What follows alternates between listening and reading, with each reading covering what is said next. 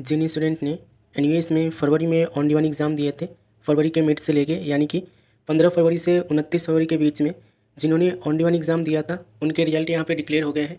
और अगर आपने अभी तक रिजल्ट को चेक नहीं किए हो तो रिजल्ट को चेक कर लो। हालांकि जिस दिन आप लोग का रिजल्ट आया था, मैं उसी दिन आप लोग का जो है आप लोग के लिए इंस्टाग्राम आईडी पे अपडेट कर दिया था आपको कि फरवरी वालों का रिजल्ट डिक्लेयर हो गया है। अब देखो, रिजल्ट को सबसे पहले आप लोग चेक कर लेना। रिजल्ट में जो जो आप लोग को अभी प्रॉब्लम देखने को मिल रहा है, जैसे कि SYC, SYCT, SYCP, XX, इस तरीके की जो प्रॉब्लम आप लोग को देखने को मिल रहा है, उसका सोल्यूशन क्या है। और एक और प्रॉब्लम होता है जो कि आप लोग का TOC वाला सब्जेक्ट है। कई बार क्या होता है, स्टूडेंट्स का TOC वाला सब्जेक्ट जो है उनके रिजल्ट में दिखता नहीं है, शो नहीं हो रहा होता है, तो उसके बारे में भी यहाँ पे हम बात करेंगे। और जो स्टूडेंट्स क्वालिफाई हुए हैं यहाँ पे फरवरी में, उनको मार्कशीट कैसे मिलेगा और कितने दिनों बाद मार्कशीट मिलने वाला है, ये भी हम इस वीडियो में समझेंगे। तो सबसे पहले कि स्टूडेंट्स का हम रिजल्ट निकालते हैं ताकि हम उससे देख सकें कि अगर रिजल्ट में कोई प्रॉब्लम है तो उसका मतलब क्या है, और अगर आपका TOC शो नहीं हो रहा है तो उसको ठीक कैसे करवाओगे, और पास हो गए हो तो आप लोग को मार्कशीट वगैरह कैसे मिलेगी, मार्कशीट के साथ साथ और क्या क्या मिलेगा, ये आप यहाँ पे समझते चलो। तो यहाँ पे आप देखोगे कि एक स्टूडेंट्स है जिन्होंने फरवरी में ऑन डिमांड एग्ज़ाम दिया था, और ये फरवरी के मिड के स्टूडेंट्स है, 16-17 तारीख को इन्होंने एग्ज़ाम दिया था। अब देखो, यहाँ पे आप देखोगे तो इनके 4 सब्जेक्ट में ये टोटल पास है, और एक सब्जेक्ट में इनका देखोगे तो SYCT मिला हुआ है। देखो, अगर आपके सब्जेक्ट के आगे रिजल्ट में SYCT मिला हुआ है, SYCT का मतलब ये होता है कि आपको थ्योरी एग्ज़ाम दोबारा से देना होगा, आप थ्योरी एग्ज़ाम में पास नहीं हो पाए हो, ठीक है। तो अगर आपके रिजल्ट में SYCT आया हुआ है, इट मीन्स कि आपके थ्योरी एग्ज़ाम में बहुत कम मार्क्स है। जैसे कि यहाँ पे आप देखोगे इनको सिर्फ 5 नंबर मिला हुआ है, ठीक है। तो इनको दोबारा से थ्योरी एग्ज़ाम देना होगा, और इसके जगह अगर आप लोग के रिजल्ट में SYC लिखा हुआ है तो उस केस में क्या होगा, उस केस में आप लोग को थ्योरी और उसका अगर प्रैक्टिकल है तो वो भी आपको देना पड़ेगा, ठीक है। SYC का मतलब होता है कि आपके थ्योरी में भी बहुत कम मार्क्स है और प्रैक्टिकल में भी बहुत कम मार्क्स है, यानी कि थ्योरी और प्रैक्टिकल दोनों ही देना पड़ेगा अगर आपके SYC आ रहा है तो। SYC का मतलब यही होता है कि आपके पासिंग मार्क्स नहीं आए हैं।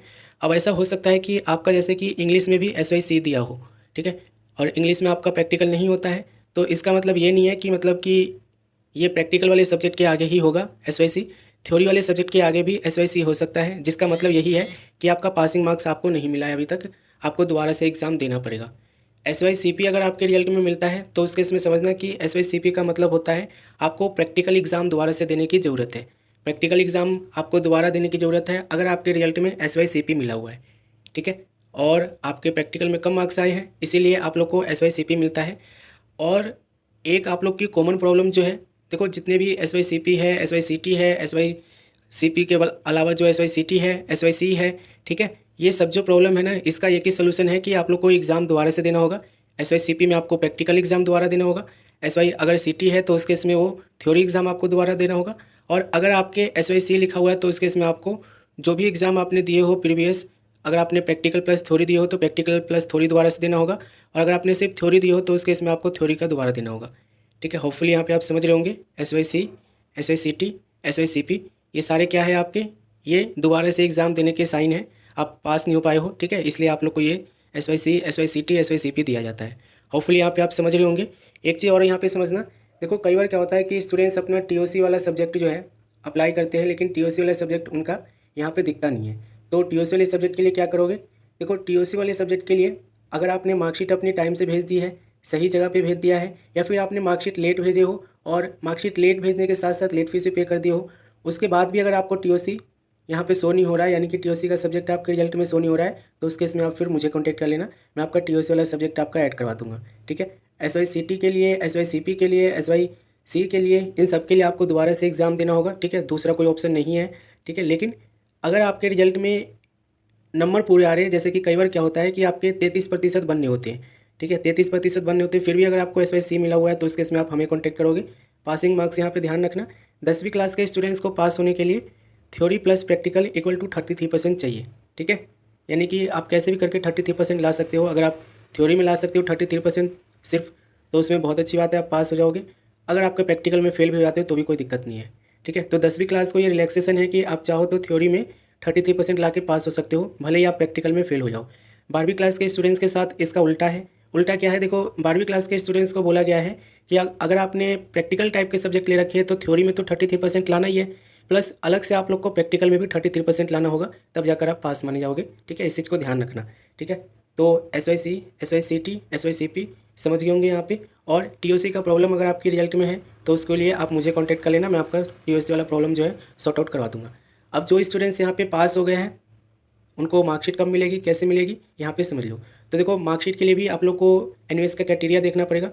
देखो अगर आपके पास टोटल 5 सब्जेक्ट है, ठीक है, यहाँ पे देखो नोट में इन्होंने बोल रखा है ना, marksheet cum passing certificate will be issued to only those students who have completely pass minimum 5 subject including minimum 1 language for certification, read the prospectus for detail।